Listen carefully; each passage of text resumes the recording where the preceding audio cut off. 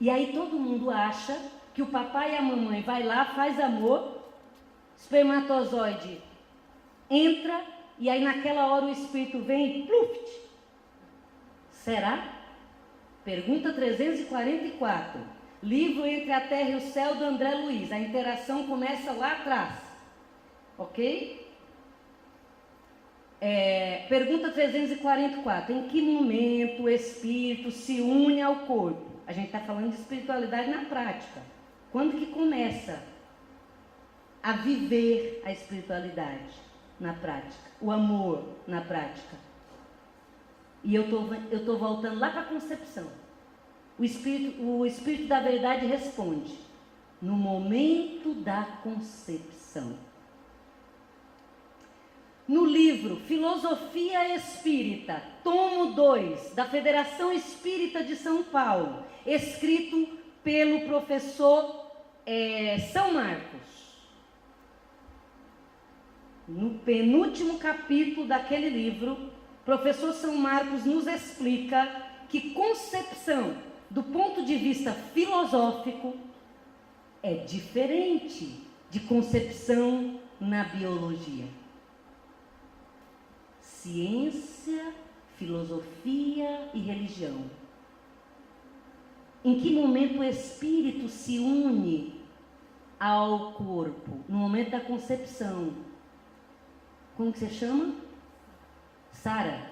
Sara, você vai viajar no Natal? Mas você vai passar o Natal aonde? Aqui em Campinas. Aonde exatamente? Não precisa falar o número da casa, não. Só assim, aonde?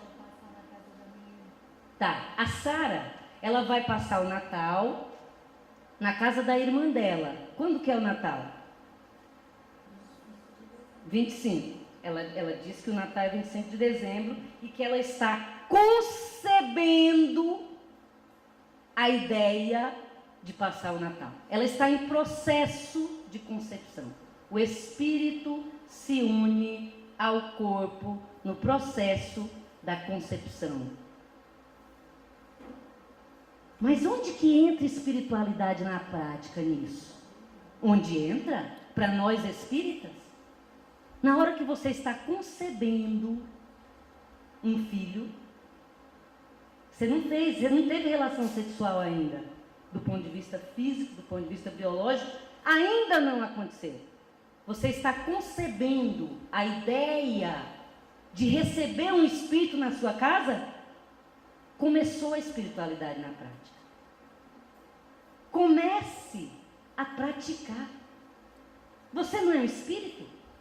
Você não acredita que você vai estar dando oportunidade para um espírito retornar e voltar para viver a lei de amor,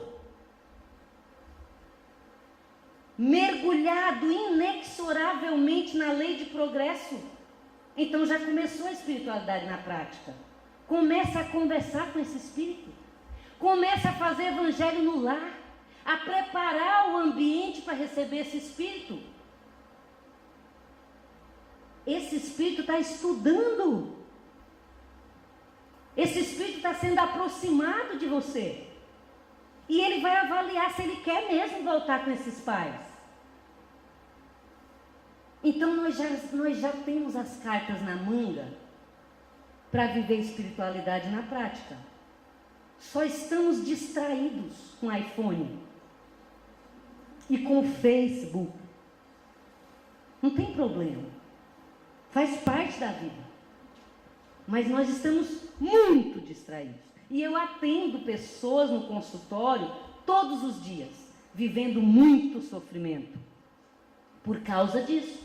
Porque os pais, que são responsáveis por receber esse espírito e por ensinar através do exemplo como que se vive espiritualidade na prática. Os pais estão esperando Jesus descer no Shopping Guatemi para falar o que tem que fazer.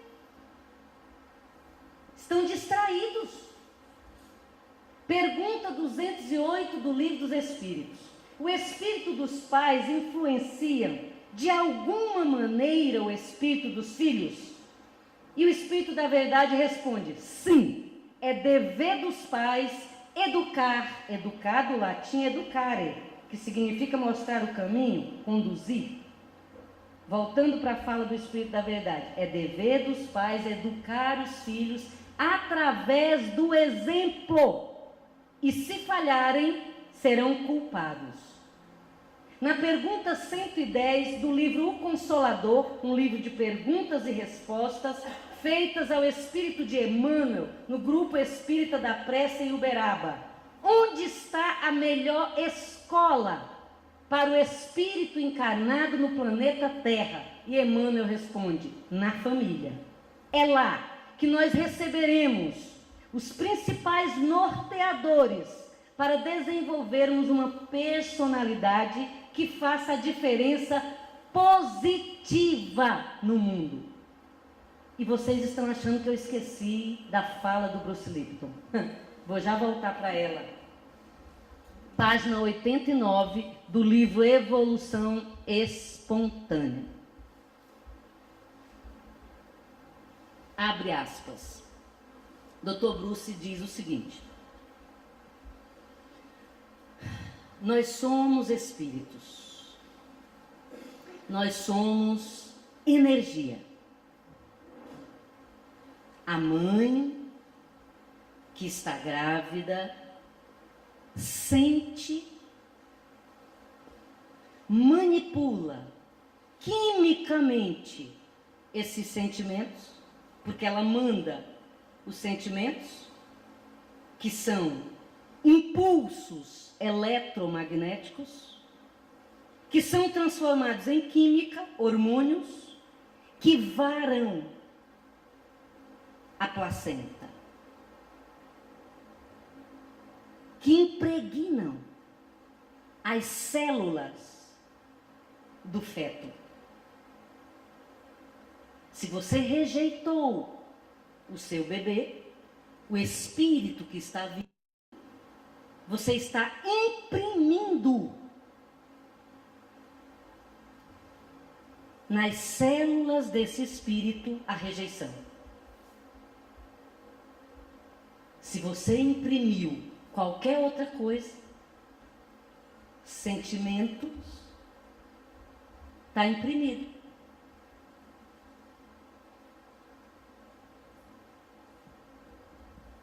Espiritualidade na prática, portanto, é desde a concepção você colocar Deus na vida do espírito e você colocar amor na vida do espírito. Ele está vindo para uma nova jornada, planeta de provas e expiações. A dor faz parte, ele vai ser desafiado, é para isso que ele está vindo. E ele precisa de norte. E é lá em casa, com o papai e a mamãe, que ele vai receber esses nortes. Muito bem. Evangelho no lar é um jeito de você vivenciar a espiritualidade na prática, fazendo evangelho no lar. E aí a maioria das pessoas, eu trabalho há 30 anos na Seara Bendita, vai fazer agora em dezembro, apesar de eu só ter 20. Eu trabalho lá todos os sábados à tarde com os pais, tá? Eu vou sair daqui hoje, voltar para lá, que hoje é nosso encerramento. Eu lembrei disso agora, por isso que não vai dar para ficar até 3h15, tá? Olha só, trabalho lá com os pais. Enquanto as crianças estão sendo evangelizadas, nós temos 6.000 alunos naquela casa, atualmente, nos cursos da doutrina. E os pais falam assim para mim: sabe o que acontece? Não dá tempo, menina, fazer evangelho. Não dá tempo, olha só, eu trabalho, eu chego muito tarde, meu marido nunca tá, aí meus filhos não dá certo, um tá no futebol, outro tá não sei aonde, não sei o quê, aí não dá certo para juntar todo mundo. Menina, aí não consigo, não faço evangelho no lar não. E aí eu pergunto para você, o que é evangelho no lar? Quem que falou de algum ritual? O espírito Neio Lúcio, através da psicografia abençoada de Francisco Cândido Xavier, no seu livro Jesus no Lar, na primeira lição, ele nos conta que Jesus, voltando de uma pescaria com os apóstolos, na porta da casa de Pedro, Jesus observou que os discípulos estavam, na linguagem de hoje, aqui de Campinas, jogando conversa fora. E na linguagem de São Paulo, conversando abobrinha, tá ligado? Jesus, naquele momento, percebe e decide mudar o rumo da prosa. Segundo o espírito Neo Lúcio, estava instaurado o primeiro evangelho no lar. Portanto, abdique dos rituais se você não consegue, mas coloque Deus na sua casa de alguma maneira. Esses espíritos estão vindo sob a égide do Pai Maior, que confia em você, para você colocar as diretrizes, mostrar onde que fica o Mercadão de Campinas, a rodoviária e o shopping. E você não está fazendo isso, porque você está preso no ritual, não dá tempo. Não tem a ver com ritual. Toda vez que você convida seu filho a mudar o rumo da prosa, tipo assim, menos funk. Mas por que não funk? Vamos discutir isso. Isso é evangelho no lar. Na hora que você convida ele a não falar palavrão, por que eu não posso falar palavrão? Porque é feio. O seu filho é um espírito. Pergunta 76 do Livro dos Espíritos. Seres inteligentes do universo, dotado de livre-arbítrio. Você acha mesmo que ele vai parar de falar palavrão só porque é feio? Você está subestimando esse espírito. Senta com ele e conversa com ele, que ele é um espírito imortal. Isso é espiritualidade na prática. Que ele é um espírito imortal, que o corpo é um instrumento da evolução dele, e que ele precisa usar esse instrumento de maneira construtiva, tá ligado? Tipo assim, velho, tem gente muda, tá ligado? Ajuda esse espírito a construir uma lógica. Deus é a inteligência suprema, causa primeira de todas as coisas. Não é um velhinho com a caderneta falando assim: você, vou te pegar, tô te vendo. Para com isso. Pergunta 621 do Livro dos Espíritos: onde está escrita a lei de Deus? Na consciência. Não subestime o espírito que está lá na sua casa. Há pouco tempo, eu vou dar um exemplo para vocês de evangelho no lar, tá? Aliás, eu vou dar 2, porque já que a gente vai até 3:10, vou dar 2 exemplos de evangelho no lar, espiritualidade na prática, tá bom? Eu fui visitar uma amiga que tem um filho de 5 anos, um espírito, tá? Não existe criança, existe espírito que está no psiquismo infantil em desenvolvimento. Papai, mamãe, vovôs e vovós, alô, alô, Campinas. Tem alguns avós que falam assim: eu já criei os meus, agora eu vou mais a estragar. Alô, alô, Campinas. Será que alguém nasce avô e avó de alguém para estragar? Hello, né? Vamos acordar para a vida. Vamos acordar. Eu fui visitar uma amiga. Ela tem um filho, chama Gustavo, o apelido dele é Guga, 5 anos.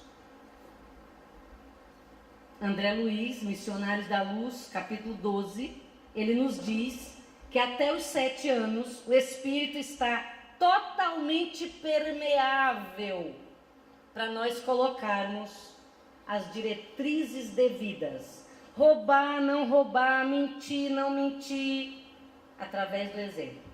Fazer para o outro o que você gostaria que o outro lhe fizesse. Espiritualidade na prática. Qualquer compêndio de psicologia do desenvolvimento vai dizer exatamente o que André Luiz diz. Aos 6 anos está acontecendo a consolidação da personalidade. Os principais valores você já está pondo ali. Papai é o referencial masculino.